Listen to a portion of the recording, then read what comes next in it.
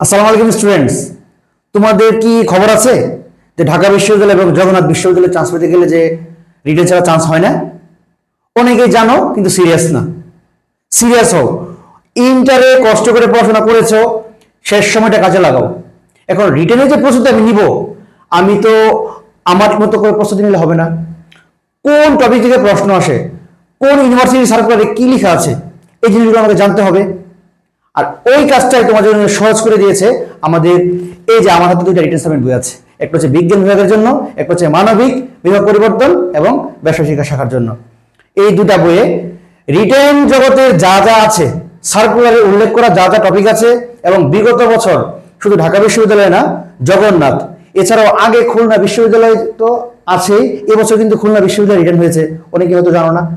A to Z যত ধরনের প্রশ্ন আছে অ্যানালিসিস করে টপিক ধরে ধরে, এবং একদম সাদামাটা নয়, একদম দুর্দান্ত করে আমরা এই বই দুটাতে সবকিছু গুছিয়ে দিয়েছি। তাই তোমার বিশ্ববিদ্যালয়ের স্বপ্ন ঢাকা বিশ্ববিদ্যালয় এবং জগন্নাথ বিশ্ববিদ্যালয় যদি কনফার্ম করতে চাও, তাহলে অবশ্যই অবশ্যই রিটেন ছাড়া হবে না, হবে না, হবে না। This is open challenge. Very good luck. আসসালামু আলাইকুম।